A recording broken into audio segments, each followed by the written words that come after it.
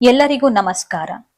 2026 ಪ್ರಥಮ ಚಂದ್ರಗ್ರಹಣವು ಪಾಲ್ಗುಣ ಮಾಸದ ಪೂರ್ಣಿಮೆಯ ದಿನ ಅಂದರೆ ಮಾರ್ಚ್ 3ರಂದು ಸಂಭವಿಸಲಿದೆ.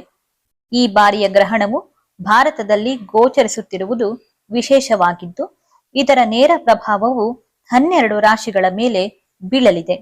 ಆದರೆ ಜ್ಯೋತಿಷ್ಯ ಶಾಸ್ತ್ರದ ಲೆಕ್ಕಾಚಾರದ ಪ್ರಕಾರ ಈ ಗ್ರಹಣವು ಒಂದು ನಿರ್ದಿಷ್ಟ ರಾಶಿಯವರ ಪಾಲಿಗೆ ಭಾಗ್ಯದ ಬಾಗಿಲನ್ನೇ ತೆರೆಯಲಿದೆ. ಈ ಬಾರಿಯ ಚಂದ್ರಗ್ರಹಣವು ತುಲಾ ರಾಶಿಯ ಮೇಲೆ ಉತ್ತಮ ಪ್ರಭಾವ ಬೀರಲಿದೆ. ತುಲಾ ರಾಶಿಯ ಅಧಿಪತಿ ಶುಕ್ರನಾಗಿದ್ದು, ಈ ರಾಶಿಯ ಅಡಿಯಲ್ಲಿ ಬರುವ ಚಿತ್ತ, ಸ್ವಾತಿ ಮತ್ತು ವಿಶಾಖ ನಕ್ಷತ್ರದವರು ಈ ಗ್ರಹಣದ ಪ್ರಭಾವಕ್ಕೆ ಒಳಪಡುತ್ತಾರೆ. ಈ ಚಂದ್ರಗ್ರಹಣವು ತುಲಾ ರಾಶಿಯವರ ಜಾತಕದ 11ನೇ ಮನೆಯಾದ ಲಾಭಸ್ಥಾನದಲ್ಲಿ ಸಂಭವಿಸುತ್ತಿರುವುದರಿಂದ ಆರ್ಥಿಕ ಮತ್ತು ಸಾಮಾಜಿಕವಾಗಿ ಹಲವು ಸಕಾರಾತ್ಮಕ ಬದಲಾವಣೆಗಳು ಕಂಡುಬರಲಿದೆ. ಈ ಗ್ರಹಣದ ನಂತರ ತುಲಾ ರಾಶಿಯವರು ಈ ಕೆಳಗಿನ ಶುಭ ಫಲಗಳನ್ನು ನಿರೀಕ್ಷಿಸಬಹುದು. ಮೊದಲನೆಯದು ಆರ್ಥಿಕ ಲಾಭ. ನಿರೀಕ್ಷಿತ ಮೂಲಗಳಿಂದ ಹಣದ ಹರಿವು ಹೆಚ್ಚಾಗಲಿದೆ ಮತ್ತು ಅನಿರೀಕ್ಷಿತವಾಗಿ ಧನಲಾಭ ಉಂಟಾಗುವ ಸಾಧ್ಯತೆ ಇದೆ. ಶತ್ರುನಾಶ. ಈವರೆಗೆ ನಿಮ್ಮನ್ನು ವಿರೋಧಿಸುತ್ತಿದ್ದ ಶತ್ರುಗಳು ತಮ್ಮ ಮನಸ್ಸು ಬದಲಿಸಿ ಮಿತ್ರರಾಗಿ ಪರಿವರ್ತನೆಯಾಗಲಿದ್ದಾರೆ. ಆರೋಗ್ಯ ವೃದ್ಧಿ.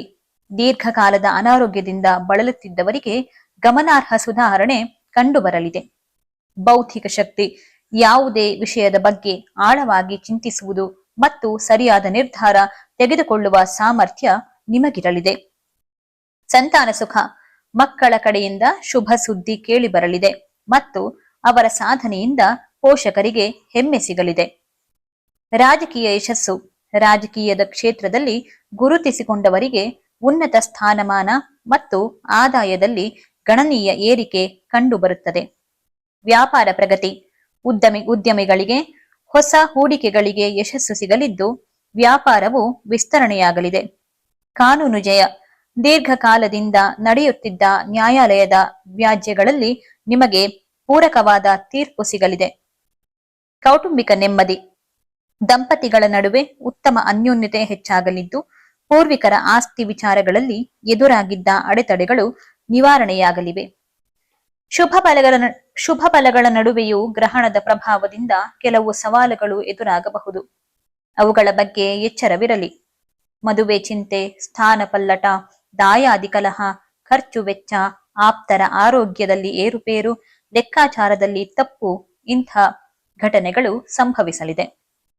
ಹೀಗೆ ಗ್ರಹಣದ ನಕಾರಾತ್ಮಕ ಪರಿಣಾಮಗಳನ್ನು ಕಡಿಮೆ ಮಾಡಿ ಶುಭ ಫಲಗಳನ್ನು ಪಡೆಯಲು ಶಾಸ್ತ್ರದಲ್ಲಿ ಈ ಪರಿಹಾರಗಳನ್ನು ಸೂಚಿಸಿದ್ದಾರೆ. ದೇವಿಯ ಆರಾಧನೆ. ಲಕ್ಷ್ಮೀ ಗಾಯತ್ರಿ ಮಂತ್ರವನ್ನು 108 ಬಾರಿ ಪಠಿಸುವುದರಿಂದ ಇದರ ನಕಾರಾತ್ಮಕ ಫಲಗಳು ಕಡಿಮೆಯಾಗುತ್ತವೆ ಹಾಗೂ ದಾನ ಧರ್ಮ ಮಾಡುವುದರಿಂದ ಒಳಿತಾಗುತ್ತದೆ. ಇದಿಷ್ಟು ಗ್ರಹಣ ವಿಚಾರ. ಧನ್ಯವಾದಗಳು.